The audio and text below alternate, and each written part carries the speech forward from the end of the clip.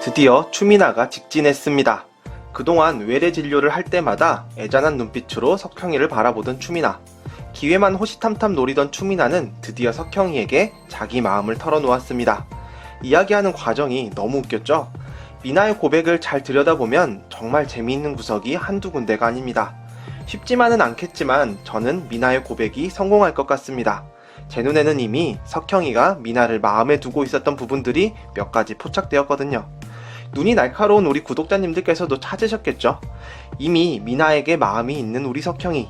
이번 크리스마스에 미나는 전에 세웠던 목표를 달성할 수 있을 것 같다고 예상해봅니다.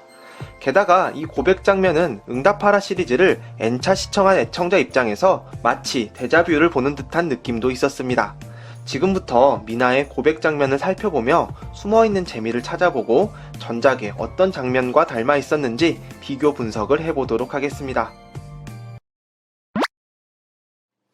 남사친과 하루에 10통도 넘게 통화한다는 미나. 그 이야기를 들은 석형이는 너무 많이 통화하는 것 아니냐는 이야기를 했죠. 이런 이야기를 한 이유가 다 있습니다. 영상 후반부에서 확인해주세요. 기회를 호시탐탐 노리던 미나는 그 질문을 놓치지 않았죠. 교수님 혹시 질투하시는 거냐고 물어보는 미나. 혹시 저 좋아하는 거 아니냐고 물어보는 미나의 모습 어디서 본 것 같지 않으세요? 바로 장겨울이 알러지 반응으로 쓰러져 응급실에 실려갔을 때였습니다.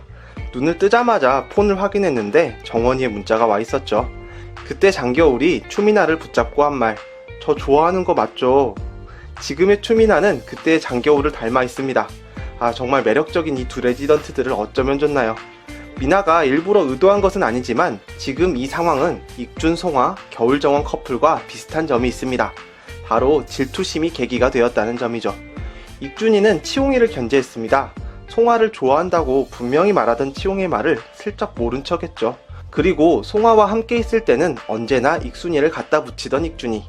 알게 모르게 견제한다고 보기엔 그것만 해도 티가 많이 났는데 더욱 결정적인 포인트. 세상 오지랖은 다 부리고 다니는 익준이가 치홍의 사랑은 도와줄 기미조차 보이지 않았다는 거. 정원이도 이 질투작전에 제대로 휘말렸습니다. 장겨울이 받은 장미꽃다발. 외과 아빠들은 난리가 났습니다. 그 연애 꼭 지켜내야 한다며 내년 레지던트들이 많이 들어왔으면 하는 기대에 가득 차 있었습니다. 하지만 안타깝게도 이건 모두 익준이의 작전이었죠. 그때 의국으로 들어오던 안정환, 장겨울이 연애한다는 소식을 익준이가 큰 소리로 알려줬습니다. 뭐 축하한다거나 그런 말도 없이 라는 짧은 대답을 끝으로 떨떠름한 표정을 한 채 자기 자리로 돌아갔습니다. 그런 정원의 분위기가 불안했는지 장겨울은 소아외과 수술을 선택했고 몸은 책상을 향해 있었지만 귀는 장겨울 이야기를 듣고 있었던 정원이는 뒤돌아보며 고맙다고 이야기했네요. 그리고 익준이를 만나러 왔다가 함께 있던 장겨울을 본 상황. 자기도 모르게 안녕이라고 말을 놓고 말았습니다.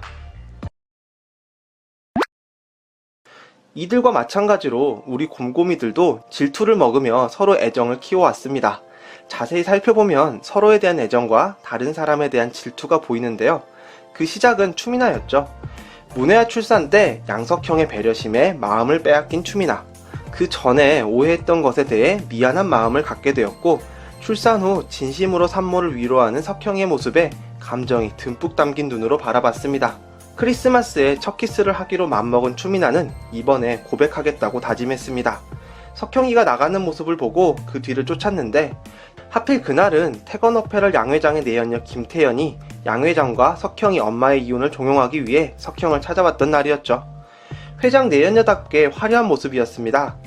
석형이가 좋아하는 아이스 아메리카노를 2잔 사서 신나게 뒤따라오던 추미나는 석형이가 여자를 만나 이야기하는 것을 보고 아아를 쓰레기통에 버리고 돌아서게 됩니다. 아아는 쓰레기통에 버렸지만 또 이게 멈추란다고 멈춰지는 그런 장르가 아니란 걸 우리는 잘 알고 있죠.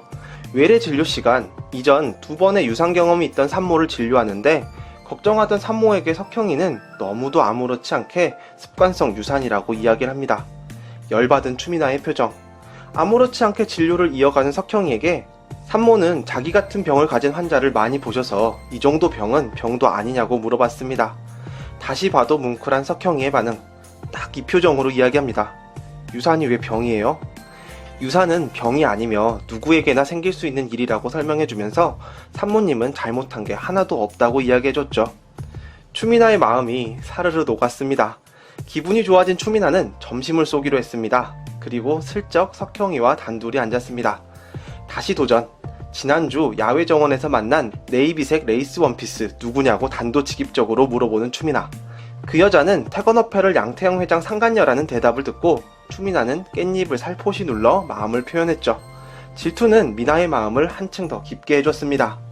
사실 이때부터 석형이는 미나의 마음을 모를래야 모를 수 없었을 것 같습니다. 우리 추미나 선생님은 속마음이 겉으로 다 티가 나시는 분이거든요. 하지만 석형이는 성격도 성격이고 이미 한번 결혼에 실패한 과거가 있는 터라 쉽게 마음을 열지 못하고 있는 것 같은 모습입니다. 그러나 석형이도 미나를 마음에 두고 있는 것 같은데 석형이 쪽을 한번 알아보죠.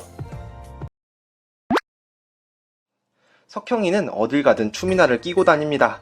일적인 부분에서야 지난번 당직 때 응급 상황을 겪고 나서 더더욱 믿음을 주고 있는 것 같아 보이지만 그 이상의 무언가가 있습니다.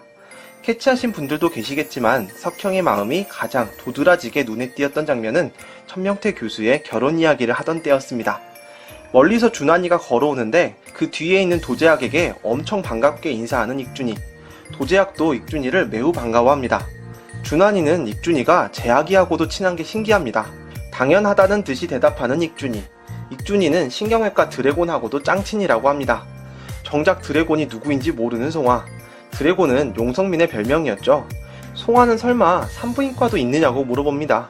당연히 없지. 한두 번 밥이나 같이 먹었지 우리 과 애들이랑 친할 일이 뭐가 있어 라고 석형이가 대답하는데 오랜 시간 친구였지만 아직도 익준이의 친화력을 모두 파악한 것은 아닌 것 같습니다. 너희 과 추미나 선생하고 베프라고 이야기하는 익준이. 석형이는 놀랐습니다. 다음 주에 추미나 장겨울이랑 떡볶이도 같이 먹기로 했다고 합니다. 석형이는 더욱 놀랐습니다. 그 와중에 장겨울 바쁘다고 이야기하는 안정원 선생. 정원이와 익준이가 대화를 나누는데 석형이는 심각한 표정으로 생각에 빠집니다. 마치 왜 친하지? 어떻게 친하지? 하는 듯한 표정. 다시 천명태 교수 이야기를 시작하기 전까지 석형이는 계속 이런 표정이었던 것 같습니다. 이제 다시 고백하던 그날로 돌아가 봅시다. 드디어 디데이인 모양입니다. 추미나는 석형이를 호시탐탐 노리고 있었습니다. 석형이가 퇴근하기만을 기다리던 추미나. 오늘은 화장도 적당하네요. 아마 장겨울의 코치를 받지 않았을까 싶은데요. 석형이가 퇴근하려는 낌새를 보이자 얼른 다가가서 전철역까지 태워달라고 합니다. 머뭇거리는 석형이가 핑계를 떠올리기 전에 먼저 감사합니다로 퇴로를 차단하는 추미나. 함께 차를 타고 가는데 타이밍 좋게 남사친에게 전화가 왔습니다. 추미나는 지금 바쁘다며 끊으라고 했죠. 바쁘죠. 지금 얼마나 기다리던 시간인데요. 계속 통화해도 된다는 석형이에게 추미나는 남사친이 하루에 전화를 10통도 더 한다고 이야기합니다. 심하다. 원하는 반응이 나왔습니다. 추미나는 혹시 질투하시는 거냐고 물어보는데 예상치 못한 질문에 석형이는 화들짝 놀랐습니다. 기회를 놓치지 않고 후속타를 날리는 추미나.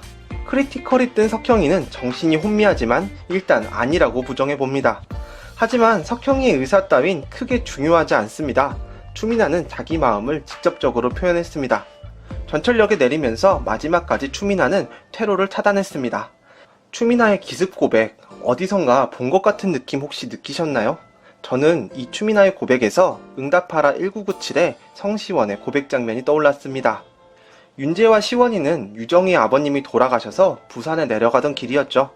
호야가 급한 수술이 잡혀 함께 가지 못하게 된 탓에 둘만 차를 타고 가는 상황. 시원이는 너 아직도 나 좋아하냐고 물어봅니다.